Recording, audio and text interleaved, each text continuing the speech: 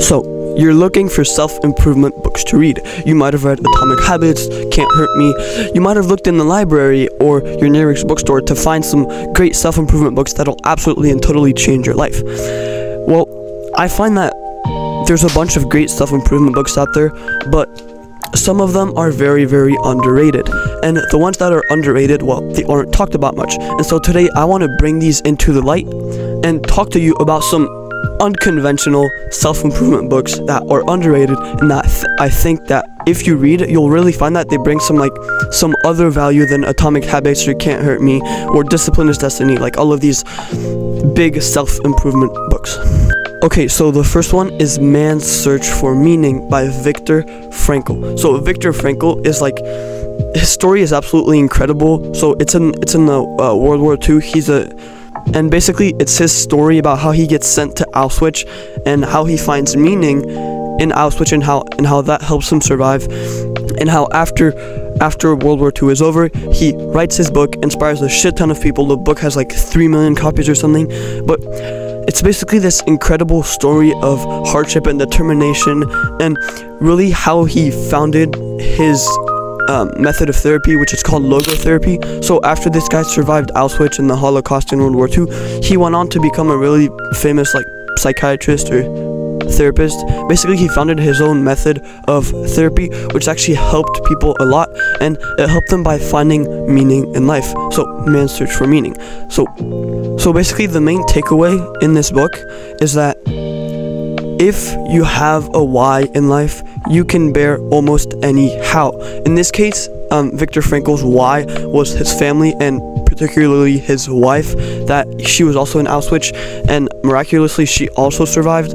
But basically it was because of his why to live was to survive for her, and he knew that if he could keep her in mind at all times, well, he'd be much more likely to survive the how, which was Auschwitz and the hellish conditions that they had to endure. So I highly recommend that you read this book.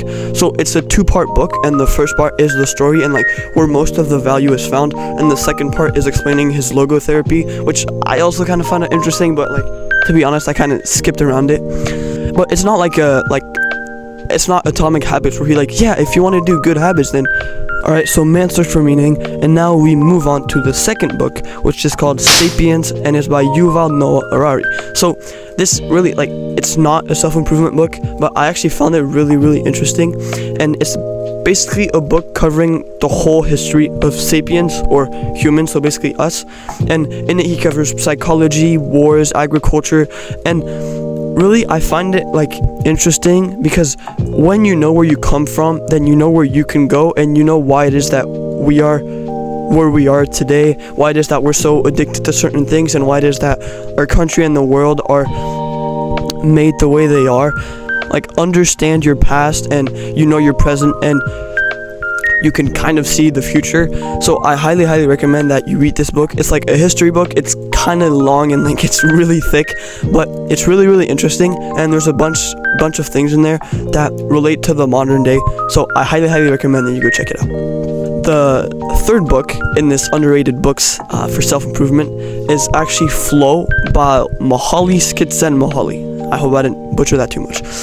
But actually, I haven't heard, apart from Hamza, I think, I haven't heard anybody actually speak about this book, which I found really sad. And I actually read this book before getting out to self-improvement because I wanted to know about flow in sports and mostly soccer.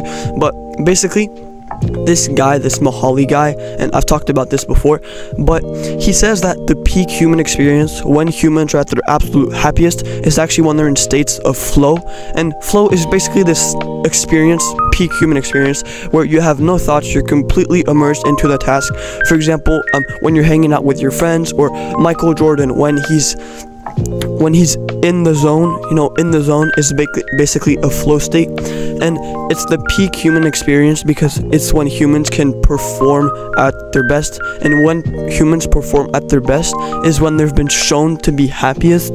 So he did this study, and long story short, he found that people who were in work, who were basically in states of flow, were much happier than when they were in their leisure time. So you'll be happier in school than you'll be playing video games, because at least in school you'll be in some sort of flow, you'll be at least somewhat challenged or maybe not video games, because that you can still achieve flow, but watching TV or passively watching a TV show. People in flow are significantly happier than people without flow.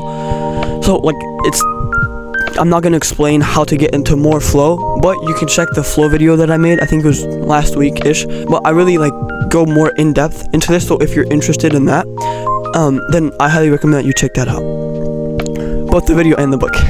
The fourth and final underrated self-improvement book is called Dopamine Nation by Anna Lemke. So this is basically I was gonna say standard, but the handbook to knowing dopamine and to understanding dopamine. And so once again, I feel like if you know the things that happen inside you, well, kind of like history, if you know the neurological and biological neuron shit that happens in your brain, well, you're more likely to understand why it is that you're pushed to do certain actions. And if you understand the trigger behind certain things, so if you understand why it is you crave to play video games and why it is you want to avoid deep work, well, you're more likely to do more deep work and avoid playing video games.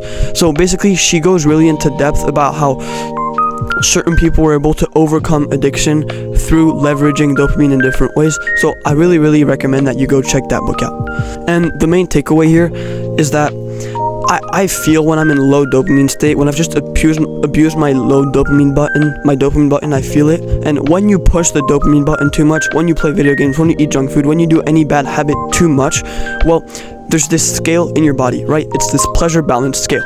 When you slam the pleasure side too much, well, your body has to remain in balance, so it's gonna like balance things out with that same amount of pain. And so when you feel pleasure, you feel pain. So you do video games, but then you kind of feel like shit. But if you can purposefully feel pain, so if you stab yourself, don't stab yourself, but if you do dopamine activities that basically kind of lower your dopamine but then get it back up, well, you're pressing on that pain scale, and then you'll be rewarded with that same amount of pleasure. So for example, cold showers, it's painful, it's hard, you're fucking like this under the water, but then you get out and you feel absolutely incredible. Pain for pleasure. Alright, I hope this helped you, and I cannot wait to see the progress that you make. Cheers, bro.